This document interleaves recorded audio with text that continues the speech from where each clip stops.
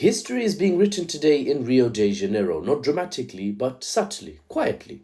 Right now, 11 member nations and over 25 other nations that hold partner status or have BRICS invitations. Total, they represent 50% of the world's population. Those heads of state of those countries are gathering today for the BRICS summit. And this isn't just another diplomatic meeting. This is another step on the path humanity is taking that marks the end of Western dominance, for better or worse. For 3 centuries, Europe and North America later dictated global affairs. It was a Western led world order, as it were, for better or worse, as I said again. This is coming, though, to a gradual end. Whether that end comes gently, peacefully, that all humanity may prosper, or whether that end comes violently, as the leading states of yesterday refuse to quietly give up the baton to the leading states of tomorrow, that remains to be seen. And a third world war is potentially on the horizon. The expanded BRICS economic alliance now includes economic powerhouses and founders and members combined. They have the likes of China and India, the two largest nations on earth right now in terms of population. They have Saudi Arabia and UAE, alongside rising powers like Indonesia, Ethiopia, Brazil, Egypt, and the others. While Western nations struggle with internal divisions among the bloc members vis-a-vis America fragmenting from Western Europe, going sort of on its own, as it were, and they collectively struggle with declining influence, their advanced economies essentially plateauing in terms of growth. These global South nations, on the other hand, are building something unprecedented.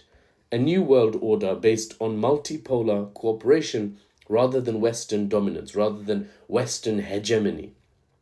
The summit's theme says it all. Quote, strengthening global South cooperation for more inclusive and sustainable government, end quote. They're not asking permission anymore. They're creating the alternatives, from artificial intelligence, governance, to climate change action. These nations are setting the agenda for humanity's future, and they refuse to wait for the permission of the West to take the helm of the ship. Even Putin joined virtually, and Xi Jinping is sending his prime minister, not showing up himself. And that shows, to some extent, this summit is not about individual leaders. Contrary to Western framing, Western spin a lot of the time. These aren't some cowboy states that rely on a single individual and it could break up and collapse like a house of cards if this one person was no longer in power. No, these are serious economies at the same table. They don't always follow the Western sponsored, democratic, liberal, progressive democratic model. But honestly, some Western countries aren't even following the liberal democratic model. Liberal and democratic is not exactly the two words that come popping up in your mind when I say Donald Trump, after all. It's about systematic change, what's happening here. The old world centered on London, Paris, and Washington is giving way to a new reality where Jakarta, Rio, Beijing, Moscow, and New Delhi call the shots. The power shift isn't coming, it's already here.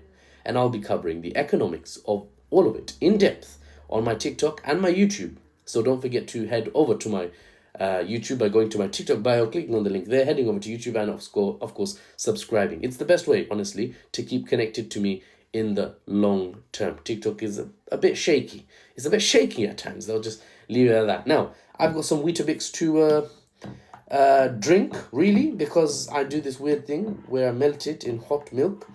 You can blame my, not blame, but this is how my mum used to deliver Weetabix to nourish mini muffles. So for the unbiased news and analysis, without the Western spin on this quiet Sunday, I'll see you guys on the next one.